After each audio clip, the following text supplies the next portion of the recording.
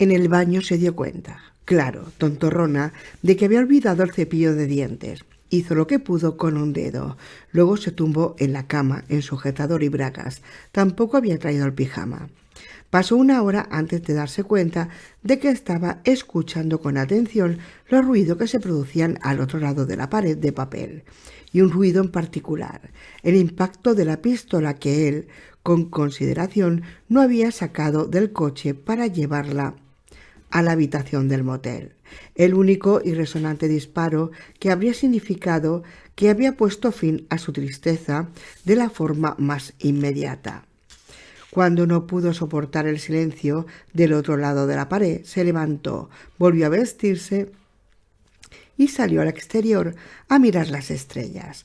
Allí, sentado en el bordillo, encontró a Roland, con el bicho que no era un perro a su lado. Deseó preguntarle cómo había logrado salir de la habitación sin que ella se diera cuenta. Las paredes eran tan delgadas y ella había estado escuchando con tanta atención. Pero no lo hizo. Le preguntó qué estaba haciendo allí fuera y sintió que no estaba preparada ni para su respuesta ni para la profunda desnudez del rostro que se volvió para mirarla. Seguía esperando ver una pátina de civilización en él, un asentimiento que le diera señal de un gesto agradable, pero no hubo nada de eso. Su sinceridad era aterradora. «Me asusta dormirme», respondió. «Me asusta que mis amigos muertos me visiten y que el verlos me mate». Ella lo miró fijamente bajo la mezcla de luces, la que llegaba desde su habitación y la terrible bruma, como de Halloween, de los fluorescentes del aparcamiento. Le latía el corazón con tanta fuerza que le temblaba todo el pecho, aunque al hablar su voz sonó bastante relajada. «¿Ayudaría si me metiera en la cama contigo?» Él lo pensó y asintió. «Creo que sí». Ella lo cogió de la mano y entraron juntos en la habitación que ella había pagado. Él se desnudó sin dar señal de vergüenza mientras ella miraba, atemorizada y asustada, las cicatrices que besaban y abollaban su torso, la arruga roja del corte de un cuchillo en un bíceps, el lechoso verdugón de una quemadura el otro y el zigzag blanco de los latigazos entre los omóplatos y sobre ellos, 3 profundos hoyuelos que no podían ser otra cosa que agujeros de bala. Y por supuesto los dedos que le faltaban en la mano derecha. Sentía curiosidad, pero sabía que jamás se atrevería a preguntar. Ella se quitó la camisa, dudó y se quitó también el sujetador. Tenía los pechos caídos y también tenía una cicatriz hundida por una mastectomía en lugar de por un balazo. ¿Y qué? Jamás había sido una modelo de lencería fina, ni siquiera de joven. Incluso en su juventud jamás había pensado que las tetas y el culo fueran un medio de vida. Ni había dejado que nadie, incluido su marido, cometiera el error de pensarlo. Sin embargo, se dejó las bragas puestas. Si se hubiera depilado el felpudo, puede que se las hubiera quitado. De haber sabido, al levantarse esa mañana, que se acostaría con un extraño en la habitación de un motel barato, mientras un extravagante animal roncaba en la alfombrilla del baño, delante de la bañera, claro que habría metido en la maleta un cepillo de dientes y un tubo de dentífrico Crest. Cuando él la rodeó con los brazos, suspiró y se puso tensa. Luego se relajó, pero muy poco a poco. Él apretó los muslos contra su trasero y ella sintió el peso considerable de su paquete, aunque al parecer él solo buscaba comodidad. Tenía el pene flácido. Él le cogió el pecho izquierdo y pasó el pulgar por el agujero que le había dejado la cicatriz de la mastectomía. «¿Qué es esto?», preguntó. «Bueno», dijo ella, ahora ya no se la oía tranquila. «Según mi médico, en 5 años más habría sido un cáncer, así que lo cortó antes de que pudiera... No lo sé exactamente. La metástasis viene después, si es que llega». «¿Antes de que pudiera aflorar?», preguntó él. «Eso es». «Sí, bien». Tenía el pezón duro, como una piedra, y seguramente él lo notó. Era todo tan raro. ¿Por qué te late el corazón tan deprisa?, preguntó Roland. ¿Te doy miedo? Anda que Roland, tú también haces unas preguntas, hijo mío. Ay, señor. Yo, sí. No tengas miedos, dijo. Lo de matar se ha terminado. Se hizo un prolongado silencio en la oscuridad. Se podía oír el lejano run run de los coches en la autopista de peaje. De momento, añadió. Ah, dijo ella con un hilo de voz. Bien. La mano de él en su pecho, el aliento de él en su cuello. Después de un rato interminable que podría haber sido 1 hora o solo 5 minutos, la respiración de Roland se hizo más pausada y ella supo que se había quedado dormido. Se sentía encantada y desilusionada al mismo tiempo. Pasados unos minutos, ella también se quedó dormida, y fue el mejor sueño del que había disfrutado en años. Si él tuvo pesadillas de sus amigos desaparecidos, a ella no la molestó. Cuando se despertó a la mañana siguiente, eran las 8 en punto y él estaba desnudo junto a la ventana, mirando hacia el exterior, a través de una rendija que había abierto en las cortinas con un dedo. ¿Has dormido?, le preguntó. Un poco. ¿Nos vamos? 15. Podrían haber llegado a Manhattan a las 3 de la tarde y conducir por la ciudad en domingo habría sido mucho más fácil que en la hora punta del lunes por la mañana. Pero las habitaciones de hotel en Nueva York eran caras e incluso dormir en una habitación doble habría supuesto utilizar una tarjeta de crédito. Se alojaron en un motel 6 de Hardwick, en Connecticut. Ella cogió una habitación individual y esa noche él le hizo el amor. No porque lo deseara exactamente, ella lo notó, sino porque entendía que eso era lo que ella quería. Quizá fuera lo que ella necesitaba. Fue extraordinario, aunque no podría haber explicado el motivo exacto, pese a sentir esas cicatrices entre sus manos, algunas ásperas y otras tersas. Fue la sensación de hacer el amor con un sueño, y esa noche ella sí soñó con un campo lleno de rosas y una esbelta torre hecha de piedra de pizarra negra que se alzaba en el horizonte. A cierta distancia refulgían unas lámparas rojas, solo que a ella le dio la impresión de que no eran lámparas, sino ojos. Unos ojos terribles. Escuchó muchas voces cantarinas, miles de voces, y entendió que algunas eran voces de los amigos perdidos de Roland. Se despertó con lágrimas en las mejillas y sensación de pérdida, aunque él seguía a su lado. Después de aquel día no volvería a verlo, y eso era lo mejor. Aun así, habría dado todo en su vida porque él le hubiera hecho otra vez el amor, aunque entendía que no había estado haciendo el amor precisamente con ella. Incluso cuando se corrió dentro de ella, tenía los pensamientos muy lejos, con esas voces perdidas. Capítulo 3. Otra vez Nueva York. Roland enseña su identificación. 1. La mañana del 21 de junio de 1999, el sol había salido en la ciudad de Nueva York como si Jake Chambers no yaciera muerto en un mundo y Eddie Dean en otro, como si Stephen King no estuviera en la sala de cuidados intensivos del hospital de Lewiston, entrando a la luz de la conciencia solo durante breves intervalos, como si Susanna Dean no estuviera sola con su pena a bordo de un tren que corría sobre unas vías viejas peligrosas por las oscuras tierras baldías de Tronido hacia la ciudad fantasma de Fedic. Había otros que habían ofrecido para acompañarla en su viaje, al menos hasta allí, pero ella les había pedido que le dejaran espacio y ellos habían cumplido con su deseo. Sabía que se sentiría mejor si lloraba, pero hasta ese momento había sido incapaz de hacerlo. Se le habían escapado un par de lágrimas, como las lloviznas insignificantes en el desierto. Eso había sido lo máximo que había conseguido, aunque tenía la terrible sensación de que las cosas estaban peor de lo que sabía. Joder, esa puta mierda no es una sensación.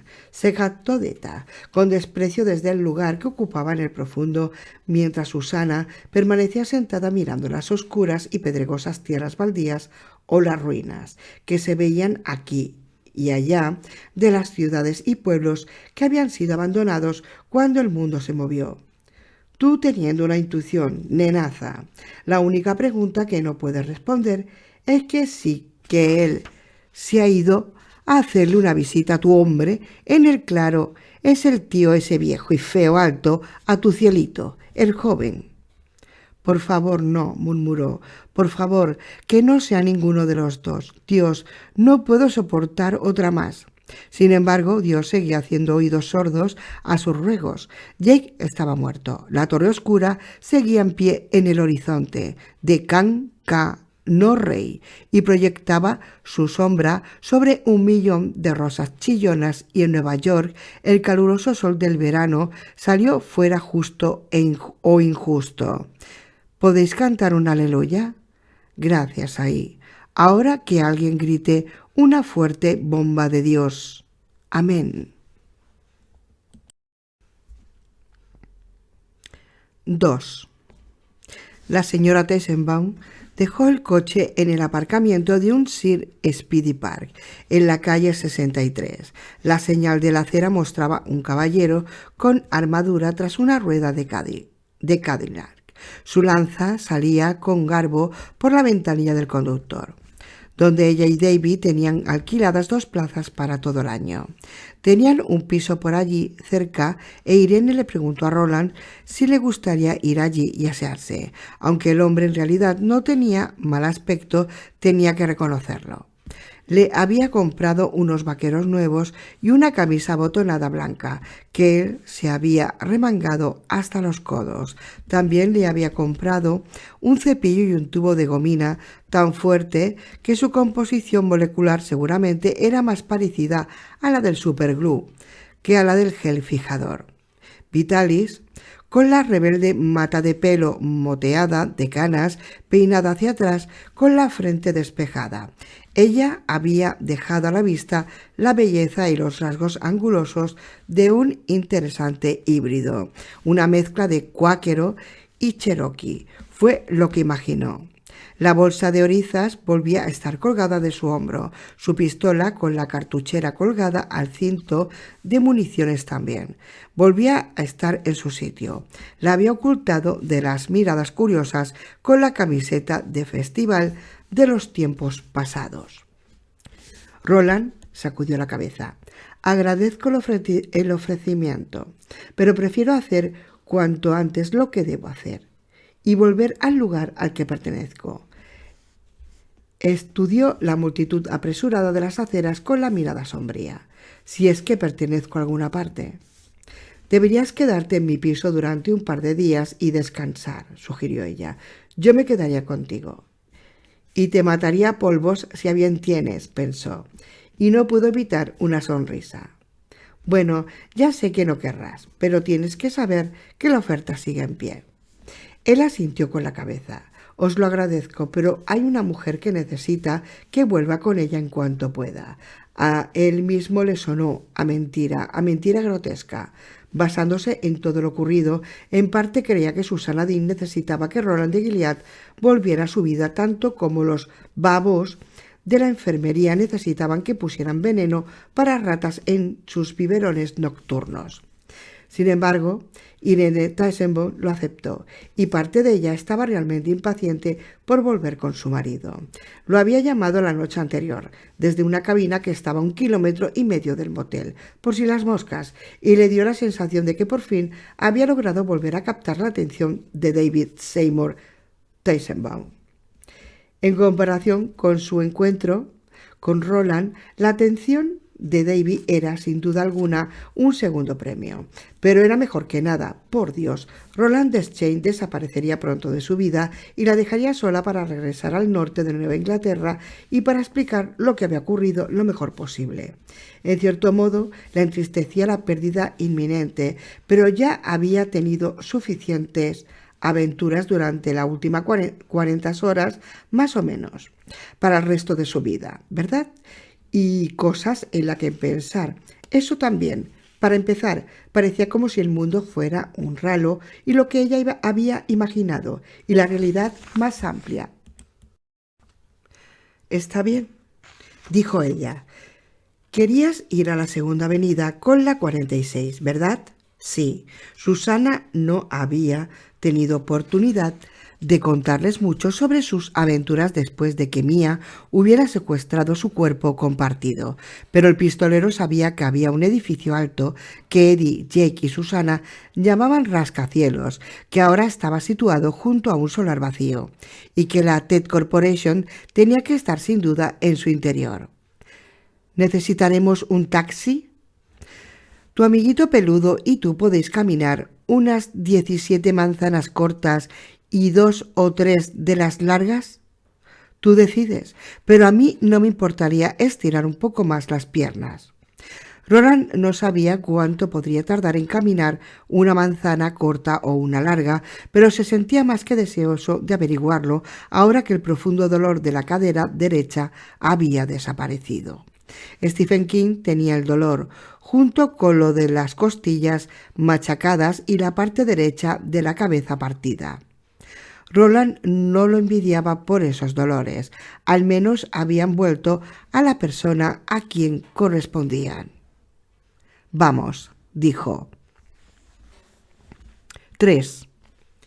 Pasados 15 minutos, Roland estaba en la calle que quedaba justo enfrente a la estilizada y oscura estructura que se elevaba hacia el cielo de estío, intentando no quedar tan boquiabierto que se le dislocara la mandíbula hasta que le llegara al pecho.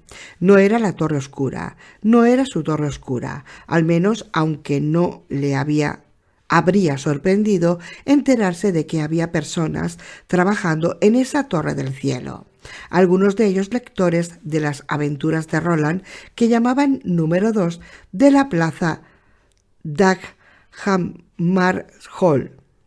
Exactamente así, aunque no le cabía duda de que era la representación de la torre en mundo piedra angular, al igual que la rosa representaba un campo lleno de las mismas flores, el campo que había visto en tantos sueños. Desde ese lugar podía escuchar las voces cantoras, incluso a pesar de todo el trajín y la algarabía del tráfico. La mujer tuvo que llamarlo por su nombre 3 veces y al final tuvo que estirarle de la manga para llamar su atención. Cuando él se volvió para mirarla a regañadientes, vio que ella no estaba mirando la torre de enfrente. Se había criado en Manhattan y los edificios altos ya no eran una novedad, sino el parque en miniatura que había al otro lado de la calle. Su expresión era de complacencia. ¿Verdad que es un lugarcillo encantador? Debo de haber estado en esta esquina un centenar de veces y jamás me había fijado en él, hasta ahora. ¿Ves esa fuente? ¿Y la escultura de la tortuga? Sí, la veía, y aunque Susana no les había contado esa parte de la historia, Roland sabía que ella había estado allí, junto con Mia, hija de nadie, y se sentó en el banco más cercano al caparazón húmedo de la tortuga. Prácticamente podía ver a Susana allí. «Me gustaría entrar», dijo ella, con timidez. «¿Podemos? ¿Hay tiempo?» «Sí», respondió él, y la siguió a través de la puertecilla de forja. 4. El parque en miniatura era un remanso de paz, aunque no estaba del todo en silencio. «¿Escuchas a esas personas que cantan?», preguntó la señora Teisenbaum con un hilo de voz que apenas llegaba al susurro. «¿Un coro que llega de algún sitio?» «Puedes apostar tu último $1 a que sí», respondió Roland, y se arrepintió de inmediato. Había aprendido la expresión de Eddie y utilizarla le dolía. Se dirigió hacia la tortuga y clavó una rodilla en el suelo para examinar más de cerca. Le faltaba un pequeño fragmento en el pico, lo que le dejaba un hueco como si le faltara un diente. En el caparazón tenía un arañazo con forma de signo de interrogación y unas letras de color rosa desvaído. «¿Qué dice?», preguntó ella. Algo sobre una tortuga, pero eso es todo lo que distingo. Ved a la tortuga de tremenda grandeza. Él lo supo sin necesidad de leerlo. ¿Qué significa? Roland se puso en pie. Es demasiado largo para explicarlo. ¿Podrías esperarme mientras entro allí?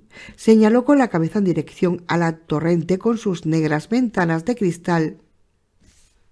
A la torre con sus negras ventanas de cristal brillando al sol. Sí, afirmó ella, puedo esperarte. Me quedaré sentada en el banco al sol y te esperaré. Es refrescante. ¿Verdad que es una locura? No, respondió él. Si alguien te mira, no creas que puedes hablar con él. Irene, creo que es poco probable, porque este es un lugar seguro, pero desde luego, ¿qué puede ocurrir? Concéntrate tanto como puedas y llámame. Ella abrió los ojos como platos. ¿Te estás refiriendo a que use la percepción extrasensorial? Él no sabía qué significaba percepción extrasensorial, pero entendió qué quería decir y asintió con la cabeza. ¿Lo has entendido? ¿Me entiendes?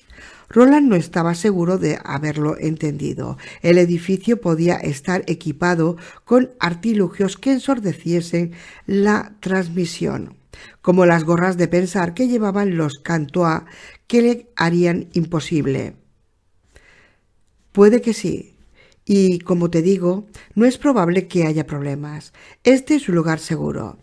Ella miró a la tortuga. Su caparazón brillaba por el rocío de la fuente. Es un lugar seguro, ¿verdad? Ella empezó a sonreír, luego lo dejó. Volverás, ¿verdad? No me dejarás aquí tirada sin al menos... Levantó un hombro. El gesto la hizo parecer muy joven. ¿Sin al menos despedirte? Jamás en la vida. Y mis asuntos en la torre no deberían llevarme mucho tiempo. De hecho, difícilmente tendría ningún asunto sino... Es decir, si quien se encargaba de la Ted Corporation en ese momento tenía algún asunto que resolver. Tenemos otro lugar al que ir, y allí es donde Acho y yo nos separaremos de ti. Está bien, dijo ella, y se sentó en el banco con el Brambo a los pies. El extremo del banco estaba mojado y ella llevaba unos pantalones nuevos que había adquirido en la compra rápida en la que habían pescado para Roland la camisa y los vaqueros nuevos, pero eso no le importó. Se secarían pronto en ese cálido y soleado día. Además, se había dado cuenta de que quería permanecer junto a la escultura de la tortuga, para observar con detalle esos ojillos negros y atemporales mientras se deleitaba con aquellas delicadas voces. Pensó que podría resultar muy relajante. Era un adjetivo que jamás habría relacionado con Nueva York, pero es que aquel era un lugar muy poco típico de esa ciudad, con esa sensación de tranquilidad y paz. Pensó en que podrían llevar a David hasta allí, que si pudieran sentarse en ese banco, él podría escuchar la historia de por qué ella se había ausentado durante 3 días sin pensar que estaba loca, o demasiado loca. Roland empezó a alejarse. Se movía con gracilidad, como si pudiera caminar durante días y semanas sin variar el rumbo.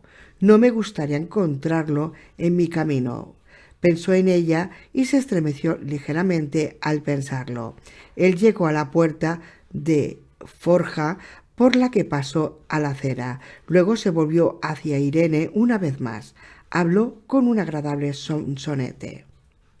Ved a la tortuga de tremenda grandeza. Sobre su caparazón sostiene la tierra, de pensamiento lento, pero con buenas intenciones. Nos tiene a todos en sus cavilaciones. Sobre su caparazón sostiene lo verdadero. Allí el amor y el deber se unieron. Ama la tierra y ama el mar, y a un niño como yo es capaz de amar. Luego la dejó. Se alejó con rapidez y destreza, sin mirar atrás. Ella se quedó sentada en el banco, observando cómo esperaba con las otras personas apelotonadas en la acera a que el semáforo se pusiera en verde. Luego cruzó, con la bolsa de piel que llevaba colgada al hombro, rebotando ligeramente.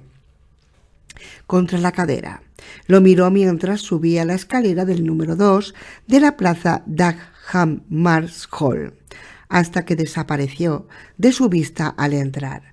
Luego se recostó, cerró los ojos y escuchó a las voces cantar. En un momento determinado se dio cuenta de que al menos 2 de las palabras que estaban cantando eran las que componían su nombre. 5. A Roland le dio la impresión que esas numerosas multitudes de gentes que se dirigían al interior del edificio, pero era la percepción de un hombre que había pasado los últimos años de su búsqueda, en gran parte en lugares desiertos. Si hubiera llegado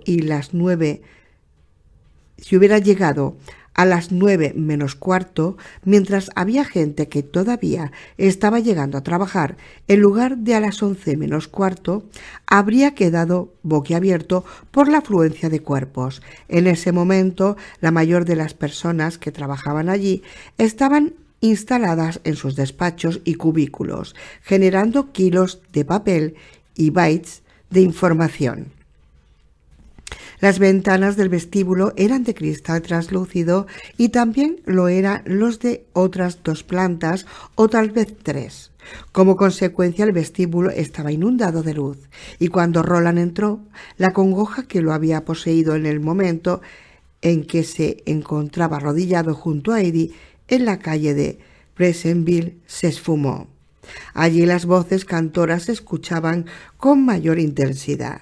No era un coro, sino un gran coral, y según vio, no era el único que las escuchaba. Es la calle. La gente iba a toda prisa y mirando al suelo, con expresión de distraída concentración en el rostro, como si no quisieran contemplar la delicada y perenne belleza del día que se les había concedido. Allí no podían evitar sentir, al menos en parte, aquello con lo que el pistolero estaba perfectamente armonizado y que bebía como agua en el desierto. Como si fuera un sueño, cruzó las baldosas de mármol rosa, escuchando el eco del taconeo de sus botas, escuchando la vaga y variante conversación que sostenían los orizas en la bolsa. Pensó, a las personas que trabajan aquí, le gustaría vivir aquí.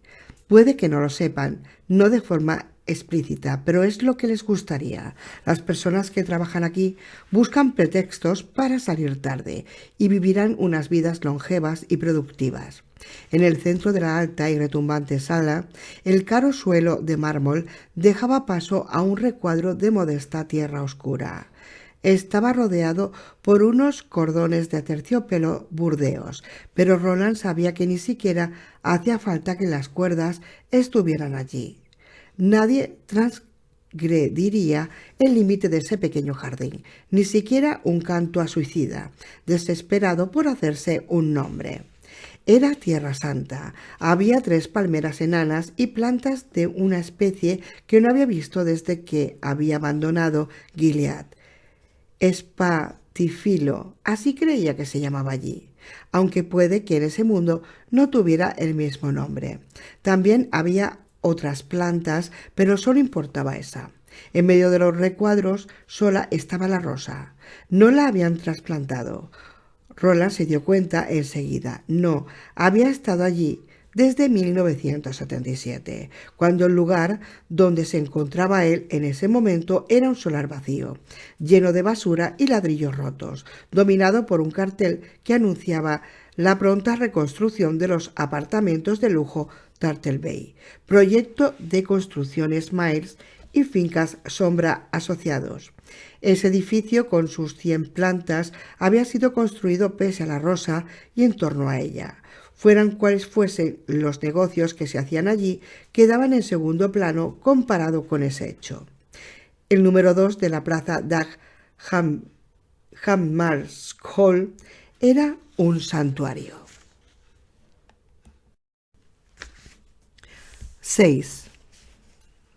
Alguien le dio una palmadita en el hombro a Roland y él se volvió tan deprisa que atrajo miradas alarmadas, él mismo que sobresaltó. Hacía muchos años, puede que desde sus primeros años de adolescencia, que nadie había sido lo suficientemente sigiloso como para acercarse a esa corta distancia sin que lo oyera. Y con ese suelo de mármol tendría que haber... La mujer joven y extremadamente hermosa que se había acercado a él se sintió sin duda sorprendida por lo repentino de su reacción, pero cuando estiró las manos para cogerla por los hombros, se le juntaron en el aire y produjeron una suave palmada que rebotó en el techo, un techo que era tan alto como en la cuna de Luz, cuanto menos. Los ojos verdes de la mujer eran grandes y de mirada cautelosa, y él podría haber jurado que no tenía nada de malo. Aun así, el hecho de que primero se hubiera sorprendido y que luego no estuviera allí, en realidad... Miró a los pies de la mujer y entonces obtuvo al menos parte de la respuesta. Llevaba una clase de zapatos que no había visto jamás, algo como unas gruesas suelas de espuma y lo que podría haber sido un forro de lona, así que se moverían con la suavidad de unos mocasines con sueladura. En cuanto a la mujer en sí, una doble y extraña certeza se le ocurrió al mirarla. En primer lugar, que ya había visto el bote en que ella llegó, que era como a veces se expresaba el parecido familiar en algunas ocasiones en Calabrín Sturgis, y en segundo lugar, que en ese mundo se criaba una sociedad de pistoleros, en ese mundo especial de piedra angular, y que se le había acercado uno de ellos. ¿Y qué mejor lugar para un encuentro que a la vista de la rosa? Veo a tu padre en tu rostro, pero no logro recordar cómo se llama, dijo Roland con un hilo de voz. Dime quién eres, si a bien tienes. La mujer sonrió y Roland casi recordó el nombre que estaba buscando. Entonces se le volvió a olvidar, como solía ocurrir con esas cosas. La memoria podía ser traicionera. No lo has conocido, aunque puedo entender que creas lo contrario. Te lo diré más tarde si quieres, pero ahora mismo tengo que subir la escalera, señor Deschênes. Hay una persona que quiere... Durante un instante puso cara de timidez, como si alguien le hubiera indicado que debía utilizar una palabra determinada para que se riera. Entonces le salieron unos hoyuelos en la comisura de la boca y sus ojos verdes se achinaron de forma encantadora. Era como si estuviera pensando, si se quieren reír de mí, pues que se rían. Que quiere hablar contigo. Y se calló. Ella le tocó ligeramente el hombro, para retenerlo donde se encontraba durante un instante más. Me ha pedido que me asegure de que lees el cartel de Jardín de la, dijo. ¿Lo harás? La respuesta de Roland fue seca, aunque contenía cierto tono de disculpa. Lo haré si debo, dijo, pero siempre he tenido problemas con vuestra lengua escrita, aunque al parecer la abro bien cuando estoy en este lado. Creo que esto sí sabrás leerlo, dijo ella. Inténtalo, y volvió a tocarle el hombro para hacer que se volviera, amablemente en dirección hacia el recuadro de tierra del vestíbulo. No era tierra que hubiera llevado hasta allí en carretillas, transportada por un equipo de hábiles jardineros. Él lo sabía, sino que era la tierra original de ese lugar, un terreno que podría haber sido embaldosado, pero que no habían tocado. Al principio no le fue mejor con la pequeña placa de bronce que había en el jardín que con la mayoría de carteles de las vitrinas o las palabras de las portadas de los periódicos. Quiere decir periódicos. Estaba a punto de comentarlo, de pedirle a la mujer con el rostro ligeramente familiar que se lo leyera, cuando las letras cambiaron y se convirtieron en las letras mayores de Gilead. Entonces pudo leer lo que estaba escrito y con facilidad. Cuando terminó, volvieron a cambiar. Bonito truco, dijo. ¿Ha sido como reacción a mis pensamientos? Ella sonrió. Tenía los labios cubiertos con una sustancia rosada con aspecto de caramelo, y asintió con la cabeza. Sí, si fueras judío, lo habrías visto en hebreo. Si fueras ruso, habrías estado en cirílico. ¿Dices verdad? Digo verdad. El vestíbulo había recuperado su ritmo normal, salvo que, según lo entendió Roland, el ritmo de ese lugar jamás había sido como en otros edificios de oficinas. Los que vivían en Tronido sufrían toda su vida de dolencias, como forúnculos y eczemas, migrañas y pitidos auditivos. Al final de la enfermedad, se morían, seguramente a una edad temprana, de alguna afección larga y dolorosa.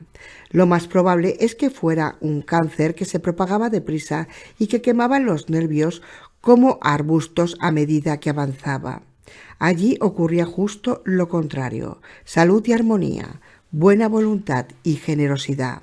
Estas gentes no escuchaban el canto creciente, no exactamente, aunque no lo necesitaban. Eran afortunados y, en cierta forma, cada uno de ellos lo sabía, que era lo más afortunado de todo. Roland los observaba ir y venir de las cajas elevadoras que llamaban ascendedores con vivacidad, moviendo con brío sus bultos, sus artillas y sus bártulos, y ninguno de ellos seguía un recorrido en líneas totalmente recta desde las puertas. Unos pocos llegaban hasta lo que la joven había llamado el jardín de Lad, pero incluso los que no acudían allí torcían su paso brevemente en esa dirección, cuando sí se sintieran atraídos por un poderoso imán. ¿Y si alguien intentaba dañar la rosa? Roland vio que había un guardia de seguridad sentado en una mesita junto al ascensores. Pero ese era gordo y viejo. Pero eso no importaba. Si alguien hacía un movimiento amenazador, todos los presentes en el vestíbulo escucharían un grito de alarma en sus cabezas tan penetrante y exhortante como ese agudo silbato que solo los perros pueden escuchar, y se congregarían en torno al supuesto asesino de la rosa. Lo harían con extrema rapidez y sin tener para nada en cuenta su propia seguridad. La rosa había sido capaz de protegerse a sí misma cuando había crecido entre los escombros y las malas hierbas del solar vacío, o al menos había atraído a personas que la protegían, y eso no había cambiado. Señor Dechain, ¿está listo ya para subir? Sea, respondió él. Llévame donde digas.